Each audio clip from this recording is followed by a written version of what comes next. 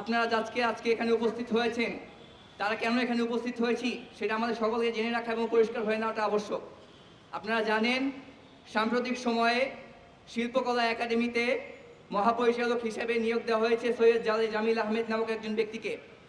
আপনারা সকলে জানেন, সাম্প্রতিক সময়ে তিনি মুসলমান নারীদের হিজাব পরাকে কটাক্ষ করে একটি মন্তব্য দিয়েছেন এবং তারই সাথে হিজাব পরা নারীদেরকে ব্যাপারে তিনি মন্তব্য করেছেন যে তিনি জামাতের কাছে প্রশ্ন করতে চান কেন 2024 সালে এসেও তাদেরকে হিজাব পড়তে হবে।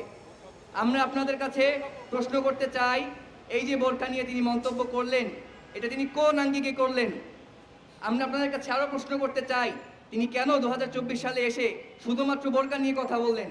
কেন তিনি 2024 সালে এটা বললেন না যে মুসলমান ব্যতীত অন্য যারা আছে তাদেরকে যারা পুশ করতে পারবে না, অন্য যে সকল ধর্মাবলম্বী আছে তারা কেন সিঁদুর পড়তে পারে? এই ধরনের প্রশ্ন কিন্তু তারা কোনো করে